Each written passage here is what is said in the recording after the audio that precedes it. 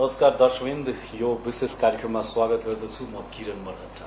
Yes कार्यक्रम मार्फत हामीले विभिन्न महत्त्वपूर्ण व्यक्तित्वहरूको जीवन र उहाँहरूको सङ्घर्षका कुराहरू प्रस्तुत गर्दै आएका छौँ। तर आजको कार्यक्रम अलिकति फरक, अलिकति भिन्न र यस अर्थमा महत्त्वपूर्ण पनि छ। आजको कार्यक्रममा हामीले नेपालसँग धेरै पुरानो द्वैत सम्बन्ध कायम भएको एउटा मुलुकको राजदूतसँग कुराकानी गर्दैछौँ। 2015 सालमा विश्वेश्वर प्रसाद कोइरालाले पहिलो पटक रिकग्निसन दिनुभएको थियो इजरायललाई, जुन रिकग्निसन पश्चात आजसम्म इजरायलसँगको नेपालको सम्बन्ध अत्यन्त प्रेमपूर्ण र हार्दिक रहेको छ। आजको कार्यक्रममा हामी नेपाल इजरायल सम्बन्ध, त्यसैगरी इजरायलको कृषि र सुरक्षामा देखिएको विकास र यसलाई नेपालले कसरी अपनाउन सक्छ र त्योबाट कसरी बेनिफिटेड हुन सक्छ भन्ने बारेमा कुराकानी गर्नेछौँ। आजको कार्यक्रममा स्वागत गर्ने अनुमति दिनुहोस् इजरायलका कार्यवाहक राजदूत आदम लेभेनलाई। Adam, welcome to ABC Television, Your Excellency, and it's my pride to have an interview with you.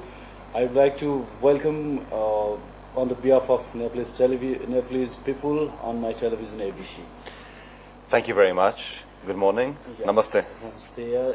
As I mentioned in my opening announcement that Israel and Nepal are very close friends. When Visheshwar Prasad Koirala, our former Prime Minister, recognized Israel as an independent country in the world in 2015 BES, it was the first Nepal who recognized Israel from the South Asian region. You might have known it well. Of course. Since then we have very good relation. How you would like to explain or mention the friendship or bilateral relations Nepal and Israel through this television interview? I think Israel very much appreciated Nepal's independence stance when it comes to Israeli independence. Yeah. For us, we saw then and we still see now a lot of things in common with the Nepali people. A small country surrounded by large and influential countries, and having to stand up for ourselves and for what we believe is right. And from day one, I think it was a love affair between Nepal and Israel.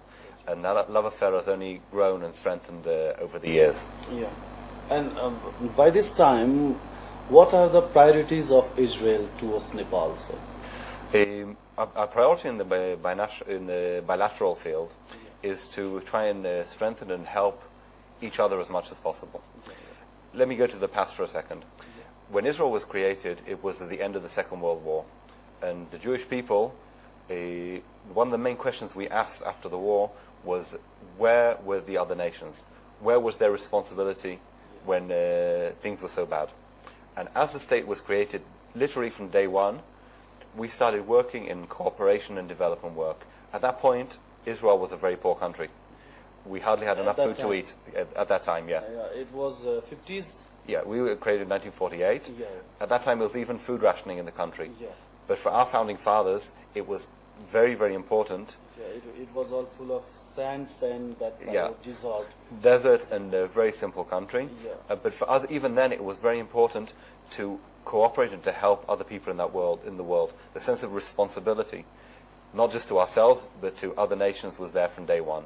And from the day one, like I said, it was an amazing friendship with Nepal, and we started cooperating with Nepal in all kinds of different projects in the fields of agriculture, infrastructure, education, medicine, and so forth. And during the years, all these programs have just expanded and got even bigger. It's important to say that maybe in a way, because of our situation as a country that started off very poor, and even today we're not the richest country in the world, the type of programs that we did were very much grassroots. Things which we said when we looked at home as well, when we said, okay, this is the situation, we want to make it a little bit better. How can we do it with what we already have? And that way of looking at things meant that the programs that we've always done together with Nepal have always been things which are practical, things which are doable by the local people. It's not bringing something in from outside, which maybe afterwards is hard to translate to the local economy or the local community. It's things taking what the local community does very well and just giving some ideas to make it a little bit better. Things which are practical for all over the country. Yeah, His Excellency, Your Excellency, I would like to request you to mention the things and ideas and your hard-working style, which might be very congenial and very supportive to us. So that might be the example for Nepalese also, because we are also nowadays suffering from poverty and other security challenges like that. Though we have lots of land for cultivation, for agriculture, but we could not get lots of advantage from that also. And Israeli experiences might be very fruitful to us. That's why I would like to make a question that how Israel got prosperity, though it was in very bad situation when it was created, though it was not supported by the neighboring country also. It was very, very challenges to Israel. How you cooperate all these challenges and how you won over it, and how Israel becomes a prosperous country nowadays in the world. I think, first of all, it's very important to look and see that at the beginning you focus on the right issues. Yeah. I think there should also be an understanding, when you're talking about Israel, all about Nepal, changes don't come within a day. You start with the things where you think you can do well, you build them up, you move to another thing and so forth. Changes don't happen overnight. We started, which we saw for us at the beginning was the most productive to do was with agriculture, which I think for Nepal as well, agriculture is one of the issues where there's definitely room to grow and build on the actual strengths that Nepal has already. We try to look and see what technologies we can invent, what things we can do in order to use the land that we have to the best way possible. Yeah, both sides, Your Excellency. Technology one, and the next one is the policy and the ideas. Exactly. Which might be very benefited to us. Okay. I think what you said something which is very correct. Yeah. In order for a society to succeed, in order for business to succeed, there's got to be an atmosphere that you can question, that you can criticize. The more you can do that, the better the society will be. When you need an education system, this is one of the things that we work on here as well, is that the education is to question. You should respect your elders, you should respect your teacher, but you should also, if he says something wrong, question what he's saying. Nothing you should take for granted. And if you can do that, you look at the different fields and you say, how can I do these things better? It's not, we should do this because it's always been done this way. How can we change it? And to change that mindset is something which is very, very, very important. Important. Sir, I had to put another question that how the Israel won over the challenges that was posed by the neighboring country at the time of creation.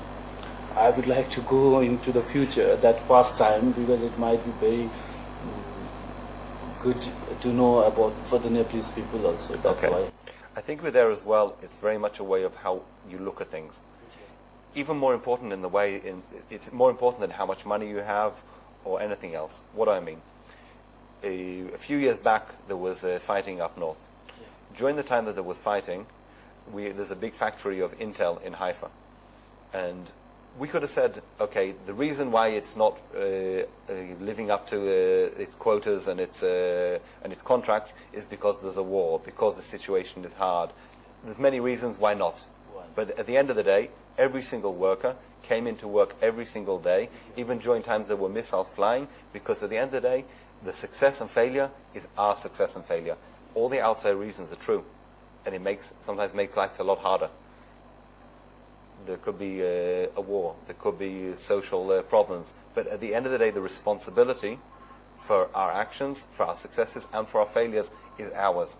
And the consequences will be ours as well. So that taking of responsibility for us is something which is very, very important. Yeah. It's all because of the work and the dignity. Exactly. You work hard. You work hard all the time. There's no reason why not to. Doesn't matter what's happening.